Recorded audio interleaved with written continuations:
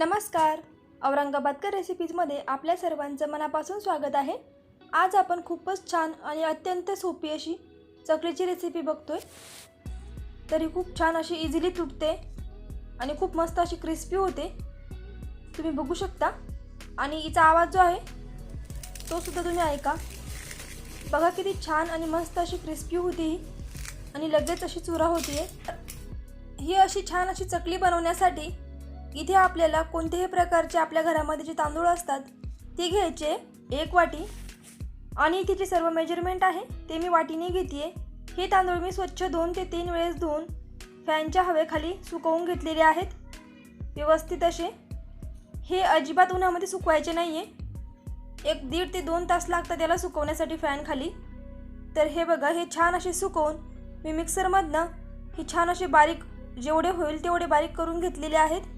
आणि आता याला चाळून घेते मी.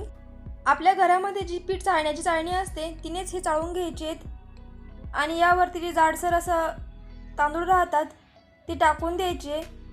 किंवा मग तुम्ही हे जे आहे प्रमाण जास्त घेणार असाल तर हे आपण दुसऱ्या बॅचमध्ये जेव्हा मिक्सरमधनं फिरवतो तेव्हा हे त्यामध्ये ॲड करून फिरवून घ्यायचे आहेत. तर हे बघा ही जाड जी आहे ती मी साईडला ठेवते आहे. आणि छान असं बारीक जे आहे तांदळाचं पीठ ते निघालेलं आहे. फार असं बारीक निघत नाही. आपल्या नेहमीच्या पिठासारखं हे थोडंसं जाडसरच असतं. तर इथे मी 1 वाटी तांदळाचं पीठ, अर्धी वाटी रवा आणि पाव वाटी बेसन घेतलेलं आहे. इथे हे मेजरमेंट जे आहे ते लक्षात ठेवायचं आहे. तर मी इथे 1 वाटी तांदळाचं पीठ घेतलेलं आहे त्याच्या निम्मा म्हणजेच अर्धी वाटी रवा घेतलेला आहे. बारीक रवा घ्यायचा इथे. आणि रव्याच्या निम्मा म्हणजेच पाव वाटी बेसन पीठ घेतलेलं आहे. आता इथे एका पातेल्यामध्ये मी 2 वाटी पाणी घालते आणि यामध्ये अर्धा चमचा जिरं आणि अर्धा चमचा ओवा जो आहे तो मिक्सरमधनं अशा प्रकारे थोडासा जाडसर असा फिरवून घालायचे आपल्याला. सोबतच 1.5 चमचा तीळ घालायचे आहेत आणि पाव चमचा हळद, अर्धा चमचा तिखट, चिमूटभर हिंग आणि चवीनुसार 1 चमचाभर मीठ घालायचे यामध्ये. आणि या पाण्याला छान अशी उकळी काढून घ्यायची आहे. उकळी आल्यानंतर गॅसची फ्लेम जी आहे ती लो करायची आहे आणि आपला रवा जो आहे तो यामध्ये घालून अशा प्रकारे लाटण्याने किंवा विस्कने छान असं मिक्स करायचं आहे. आणि यामध्ये गाठी जे आहेत ते अजिबात होऊ द्यायचे नाही आहे. आणि लक्षात ठेवायचं आहे रवा जो आहे तो बारीकच घ्यायचा आहे. तुमच्याकडे जर जाड रवा असेल तर तो मिक्सरमधनं थोडासा फिरवून घ्यायचा आहे. आणि हे आपल्याला व्यवस्थित असं शिजवून घ्यायचं आहे. आणि यामध्ये इथे मी 1 चमचाभर तेल जे आहे ते ॲड केलेलं आहे. इथे एक लक्षात ठेवायचं आहे की तेल जे आहे ते मोजून चमचाभर घालायचं आहे. जास्त जर पडलंच तर आपल्या चकल्या ज्या आहेत ते तेलकट होतात. तर हे बघा हे छान असं मिक्स झालेलं आहे आणि आपला रवा जो आहे तो पूर्णपणे व्यवस्थित असा शिजलेला आहे. तुम्ही बघू शकता अजिबात कच्चा नाही आहे तो. आता यामध्ये आपलं बेसन पीठ जे आहे ते घालायचं आहे आणि हे व्यवस्थित असं मिक्स करून घ्यायचं आहे. बेसन पीठ व्यवस्थित असं मिक्स झालं की यामध्ये आपलं तांदळाचं पीठ जे आहे ते घालून घेते मी. आणि हे सुद्धा व्यवस्थित असं घुटून घ्यायचं आहे. आपण ज्याप्रमाणे तांदळाच्या पापडाची खिशी घेतो सेम त्याचप्रमाणे हे करायचं आहे आपल्याला. इथे गॅसची फ्लेम जी आहे ती लो ठेवली आहे मी. आणि मी जे हे सर्व मेजरमेंट दिलेलं आहे ते अगदी परफेक्ट आहे. यामध्ये काहीही कमी जास्त करण्याची आवश्यकता नाही आहे. तुम्ही हवा असल्यास नाहीच कळालं तर खाली डिस्क्रिप्शन बॉक्समध्ये मी सर्व डिटेलमध्ये लिहून देते आहे ते तिथे तुम्ही चेक करू शकता. आता यावरती मी लो फ्लेमवरती 5 मिनटं झाकण ठेवून वाफ काढून घेतली होती. तर हे बघा छान असं वाफवलेलं आहे आपलं हे पीठ. तुम्ही बघू शकता हे रेडी आहे. आता इथे एका ताटामध्ये मी एक कॉटनचा कपडा जो आहे तो ओला करून घेतला होता आणि त्यावरती हे सर्व जे आहे मिश्रण आपल्याला घालायचं आहे. तर हे सर्व मी या कपड्यावरती छान असं एकत्र करून मळवून घेते. जोपर्यंत हे गरम आहे तोपर्यंत हे छान असं मऊसूत मळून घ्यायचं आहे. आणि इथे जर थोडंफार यामध्ये कोरडं पीठ राहिलंच तर यामध्ये थोडंसं आपण पाणी ॲड करून ज्याप्रमाणे गव्हाची कणिक मळतो त्याप्रमाणे सुद्धा याला मळलं तरीही चालेल, काही हरकत नाही. तर हे बघा हे छान असं मी एकजीव करून मिक्स करून घेतलेलं आहे. तुम्ही बघू शकता हे आपलं जे पीठ आहे मस्त असं मऊ झालेलं आहे. आता हे मी या कपड्याच्या बाहेर काढून याच्यावरतून थोडासा हात फिरून याला छान असं एकत्र करून घेते. या ज्या चकल्या आहेत तुम्ही जर याच प्रमाणाने जर केल्या तर खूप खुसखुशीत होतात आणि तेलकटसुद्धा होत नाही आणि बनवताना ज्या आहे त्या मुडत नाहीत, त्या व्यवस्थित अशा तळल्या जातात.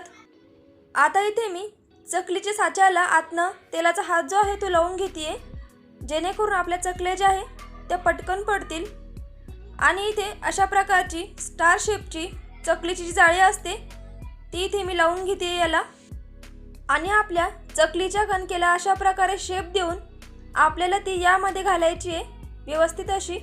तर अशा प्रकारे मी इथे चकलीचा साचा जो आहे तो तयार करून घेतलेला आहे. तर आता आपण आपल्या चकल्या ज्या आहे ते पाडून घेऊयात.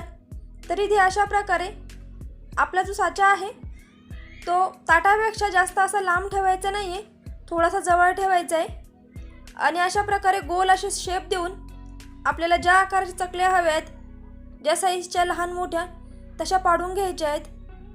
आणि नंतर मग याला मधनं तोडून अशा थोडंसं प्रेस करायचं आहे साईडनी, जेणेकरून या तुटणार नाहीत. तर हे बघा मी अलगद ही साईडला उचलून ठेवली आहे, तरीही ही अजिबात तुटलेली नाही आहे. तर मी याच प्रकाराने सर्व जे चकल्या आहेत आपल्या रेडी करून घेते.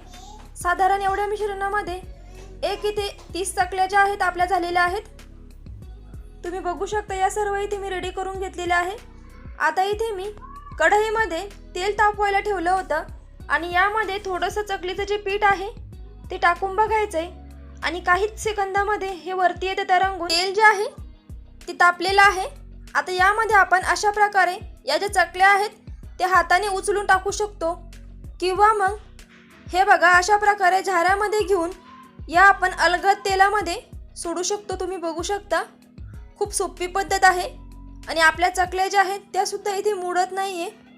तर हे बघा इथे कढईमध्ये तेलाचे जे आहे खूप असे बुडबुडे होते, तरी साधारण 2 मिनिटानंतर हे आपोआप असे कमी होतात, जेव्हा आपली चकली जी आहे थोडीशी क्रंची होते तेव्हा. आणि मग हे कमी झाल्यानंतरच आपल्याला आपली चकली जी आहे तिची साईड चेंज करून घ्यायची आहे.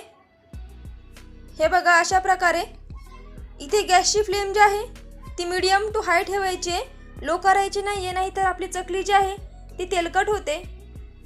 तर या आपल्या चकल्या आपण एका साईडनी साधारण एक प्रत्येकी 2 मिनिटं तळून घेतलेले आहेत.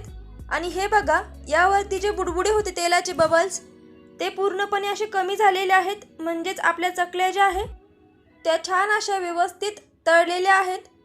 तर इथे मी या काढून घेते आणि या थोड्या वेळ अशा प्रकारे कढईमध्येच पकडायचे आहेत झाऱ्यावरती, जेणेकरून यातील जे एक्सेस ऑइल आहे ती निघून जाईल. आणि आता मी या एका डिशमध्ये काढून घेते आणि सेम याच प्रोसेसने आपल्या सर्व चकल्या ज्या आहेत ते तळून घेते. तुम्ही या पद्धतीने चकल्या ज्या आहेत ते नक्कीच करून बघा. मला खात्री आहे की तुम्हाला या नक्कीच आवडतील, अजिबात बिघडत नाहीत आणि चवीलाही अप्रतिम लागतात. तर तुम्हाला जर हा व्हिडिओ आवडला असेल तर शेअर आणि सबस्क्राईब नक्कीच करा. व्हिडिओ बघितल्याबद्दल धन्यवाद.